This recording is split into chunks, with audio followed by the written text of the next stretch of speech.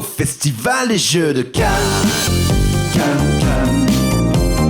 Cannes, Cannes, Cannes. Au festival des Jeux de Cannes. Cannes, Cannes. Cannes, Cannes, Cannes.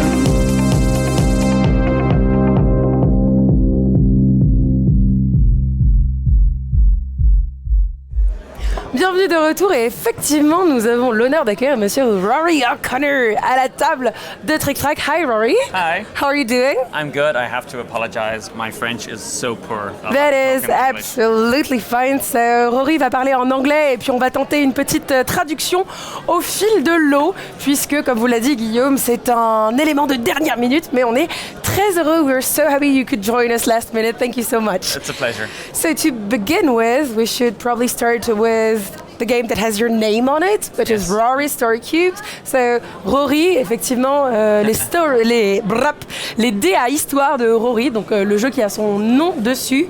Can you tell us a bit more about the history of the game and when did this story start? So the story started in 2004.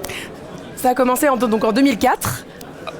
And it started as a creative thinking tool that I used to use in coaching workshops with people.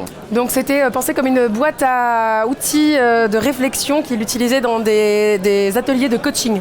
So I used to hand make the dice, but more and more people started using it for just storytelling. Ah, donc il a commencé à faire les dés d'abord à la main pour lui et puis il s'est rendu compte que de plus en plus de gens l'utilisaient pour se raconter des histoires. And so we kind of discovered by accident that it was a really popular game that people wanted to pay us money for. Et c'était une découverte accidentelle du fait que ce soit un jeu assez populaire et les gens voulaient en fait donner de l'argent pour avoir ces dés-là. And when did it really take off? Because now it's like a thing, right? So I think it was like 2011. It made it to #1 on Amazon in the US. Ok, donc ça a été le numéro 1 sur Amazon US en 2011. So from that moment, it kind of took off around the world. And how is #1 on Amazon decided? Like what's the criteria? Just people buying it. So out of toys and games, it was the best seller at Christmas in 2011. So it's kind of a snowball effect. Yes. Donc il y a eu un effet boule de neige en fait autour de Noël 2011 où il est arrivé en tête des ventes de Amazon et donc à partir de là, les recommandations l'ont mis devant et ça a fait comme ça. So we have two versions in front of us. Which one should we talk about? The basic one first. Oh, the original always start with one. The original set. Sure. All right. So we have a set of dice. On a un lot de dés et on a des petits symboles. We have symbols in them. Can you give us an example of, or tell us a bit more about how it works? Yeah. Okay. So it's 9 dice with 54 unique images, and every time you roll the cubes, you get one of over 10 million possible combinations. Donc on a 9 dés avec 50, j'ai oublié le chiffre, 54 symboles au total, ce qui donne plus de 10 millions de combinaisons possibles quand on jette les 9 dés. And the challenge is to make a story that begins once upon a time and uses all 9 face-up images to create the tale. Et donc on doit raconter une histoire qui commence par « Il était une fois » et qui va utiliser les 9 faces de dés qui sont présentes pour raconter cette fable. And so the idea is you kind of create like a magical tale that never existed before and will never exist again. So don't try to be perfect. Ok, donc on crée une histoire magique qui n'a jamais existé avant, qui ne sera jamais re-racontée plus tard. Donc ça sert à rien d'essayer d'être parfait. Le but c'est de s'amuser. Yeah. Would you like to hear a story? Yeah, of course. Okay. I tell strange tales. That's perfect. That's the one I like best. So, when I play, I look for the first image to grab my attention. Quand je joue, je regarde la première image qui a attrapé mon attention. So in this case, it's the bridge. Le pont. Yeah. So once upon a time, there was a troll living under a bridge in Cannes. Il était une fois un troll qui vivait sous un pont à Cannes. And he was really growing concerned about the kind of growing commercialization. Et il était très préoccupé par la commercialisation de plus en plus grande. So he decided to wage a war against the developers. Et il décida de se lancer dans une guerre contre les développeurs, les promoteurs immobiliers. So at this point, I have no idea where the story is going to go. Et il a aucune idée de ce qu'il va raconter après. So he became good friends with the older people living in the city who didn't want to see this development happen either. Et il est devenu ami avec les personnes âgées qui habitaient dans cette ville qui ne voulaient pas voir non plus cette urbanisation croissante. And his mission attracted, so like a magnet, people from around the world. Et sa mission a attiré les gens, comme un aimant, les gens qui venaient de partout dans le monde. The developers got really annoyed, and he was like a bug to them. He was really annoying. Les développeurs, les promoteurs sont devenus vraiment énervés parce que c'était comme... there is no translation for that. It was a bug. C'était un insecte. C'était une gênance. C'était une gênance. Voilà. So they decided they had to get rid of him. Et ils ont donc décidé qu'il fallait se débarrasser de lui. So they, I think of this like arrows. So they chased him out of town. Ils l'ont poussé hors de la ville. Ils l'ont chassé hors de la ville. And he now travels the world talking about, the downside of commercial development. Et maintenant, il voyage à travers le monde en parlant des désavantages du développement commercial. And he is now seen as like a bastion and a fighter for this cause. Et maintenant, on le voit comme un défenseur des châteaux forts pour sa cause. Thank you so much, Rory. I warned you it would be weird. That was really good. I really like that you used some of them as images and not that much as different things. You also have an actions box, which we can probably quickly show. Yeah. We have a few characters showing different things and talking about different things. Can you tell me a bit more about it? These were developed in response to Rory Story Cubes being used to help with learning languages. So these depict 54 different verbs that you can mix into the storytelling. Yeah. So if you're trying to practice and learn a second language, it's a really nice way of building your storytelling. Awesome. Unfortunately, we are a little bit short on time. Okay. But amazing game. Congratulations on that. So quickly, I have one question from Guillaume, which is that Rory Story Cubes has inspired other games with dice that make people tell stories. He wants to ask what do you think about it? I mean, there's lots of ways that you can tell stories and make games with dice and pictures. Yeah. And even for me, I discovered almost the same time somebody else had created something similar to Rory Story Cubes. They had a more education focus, where I was very much about creativity and imagination. Yeah. So I think there's lots of room for different games. Great. And then two last things about your excusez-moi, j'ai complètement oublié de traduire cette dernière partie.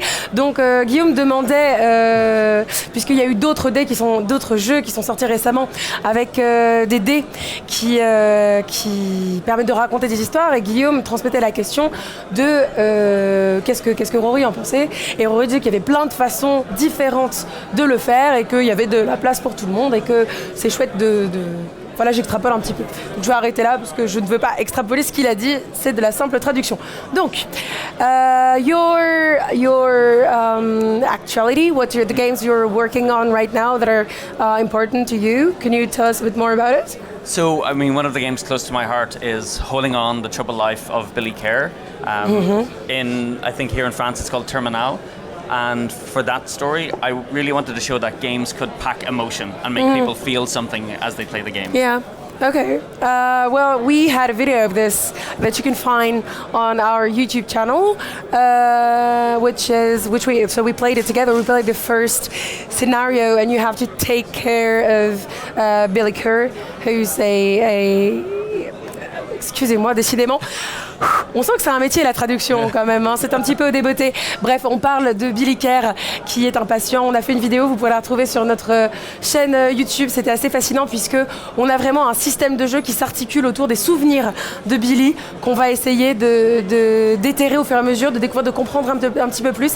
In the rules, in the booklet, there is a sentence saying, you can play this game without knowing anything about the events that I mentioned, but we think it's better for you to read a bit about them, maybe.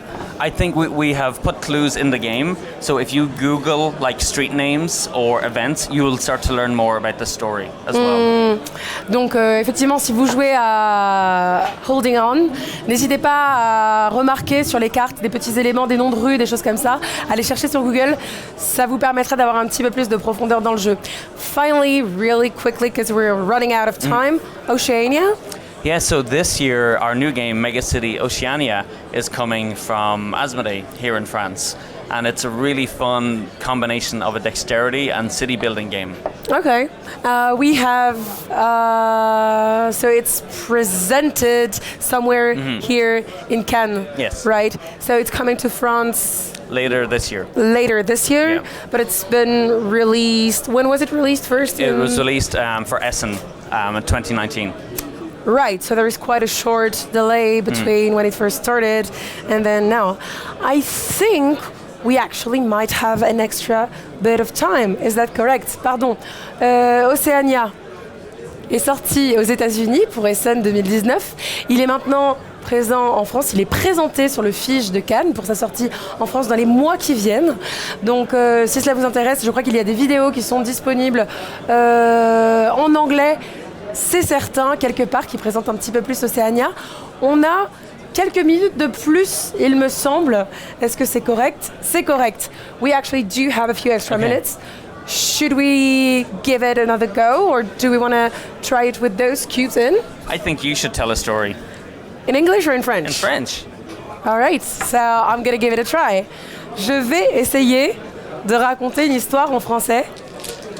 Et en fait, non. Et en fait, non. Attendez, si. Once upon a time, someone said something. Il était une fois quelqu'un qui a dit quelque chose. Nous allons donc... On va en faire un. Très bien, on va en faire un. Bon, voilà, on a brisé le 4e mur, ça y est. Okay, we're gonna do one of them. Just one. En français. Pour vous. Okay, I'm gonna follow your advice. First thing that caught my attention, there was a book. Il était une fois un livre magique. Car...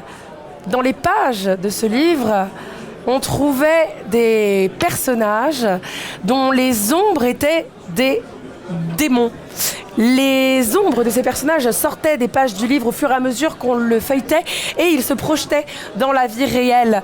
Le problème de ces personnages, c'est qu'ils ne pouvaient vivre qu'en tenant sur des murs.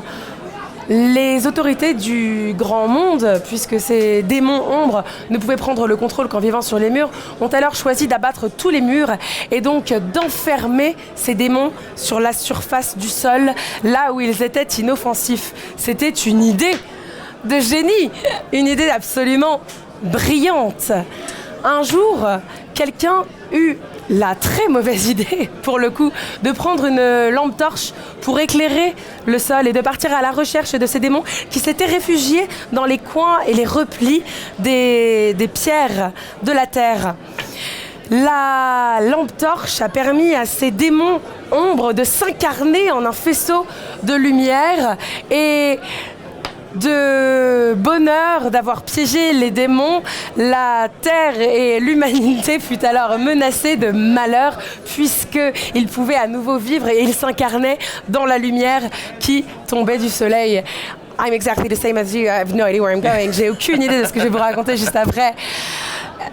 C'est alors que le président du monde reçut une lettre anonyme qui lui dit « Écoutez, monsieur le président du monde, j'ai une idée. Je suis peut-être une vieillarde, une vieille femme, mais moi j'ai trouvé la solution, j'ai trouvé la façon dont on va enfermer ces démons. Enfin, pas enfermer d'ailleurs, car nous n'allons pas les enfermer, nous allons les comprendre. Nous allons leur fabriquer des tipis, leurs propres petites maisons sur les murs desquels ils pourront vivre, cohabiter et vivre en paix. Depuis ce jour, démons, ombres et humains vivent en harmonie. » Bravo. So, thank you so much. One of the funny things is, let me show you quickly. We had the tent. So sometimes people link stories together. So I was looking at this thinking, I wonder if Mathilde is going to reintroduce the troll who's traveling the world. Ah oui, parce que parfois c'est possible il est possible de faire des crossovers entre les entre les différentes parties que l'on fait. Thank you so much, Rory, for joining us. It's a pleasure. And yeah, see you again at some point if you want to have a look. Si vous voulez regarder les dernières actualités de Rory, elles sont donc disponibles avec Rory Story Cubes, qui n'est plus une actualité maintenant. Puis on a également Billy Kerr qui sera présent sur le festival. Et enfin, Oceania Megacity. Cannes, Cannes.